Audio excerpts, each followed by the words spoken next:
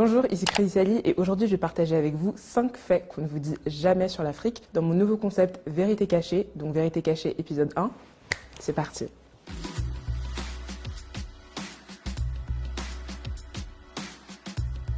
Alors pour commencer, le nom même de l'Afrique. Saviez-vous que le nom originel de l'Afrique est en réalité Alkebulan, qui signifie mère de l'humanité ou encore jardin d'Éden. C'est ainsi que les Maures, les Nubiens ou encore les Numidiens et même le peuple de Carthage appelaient l'Afrique. Cependant, à la chute de l'empire de Carthage en moins 149 avant Jésus-Christ, les Romains décidèrent de renommer Alkebulan l'Afrique. Et l'une des théories les plus crédibles est que cela provenait du nom de Leo Africanus, un explorateur européen.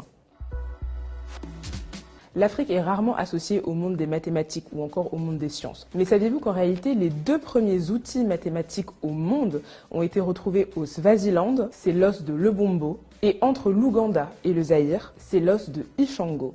Ces 2 outils ont été créés il y a 35 000 ans. Ce sont les premiers outils d'arithmétique au monde. Et ils ont donc été trouvés et créés en Afrique. On sait tous que l'Afrique est le berceau de l'humanité, surtout depuis la découverte de Lucie en 1974 en Éthiopie. Mais saviez-vous qu'en réalité, c'est le berceau de la vie? L'Afrique est le seul continent sur la planète à réunir à lui tout seul 9 biomes, c'est-à-dire 9 écosystèmes, notamment les savanes, les mangroves, les forêts ou encore les prairies et les déserts. C'est également, bien évidemment, le continent le plus riche en matière de ressources naturelles. Pétrole, or, diamant, aluminium, gaz, graphite, sel, bois, charbon et encore tellement d'autres minerais. En parlant de minerais, parlons du cobalt. La plus grosse réserve de cobalt se trouve en République démocratique du Congo.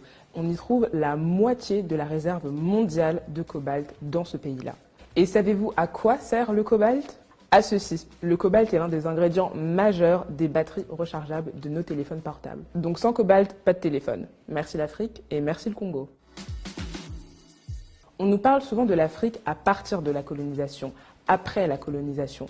Mais saviez-vous qu'avant la colonisation, l'Afrique était en réalité un continent dynamique et mouvementé, où on parlait plus de 2000 langues et surtout où on comptait une multitude d'empires. L'empire Songhai, l'empire Toucouleur, l'empire Kong, l'empire Ashanti ou encore le califat de Sokoto. Des villes riches, renommées et prospères.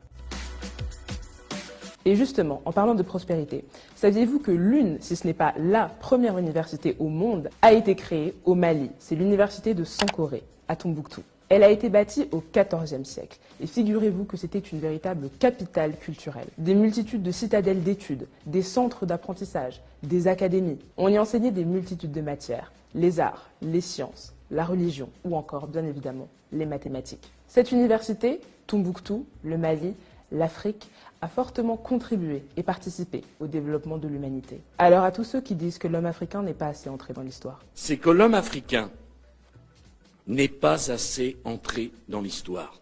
Je n'ai qu'une chose à vous dire. En êtes-vous bien certain ?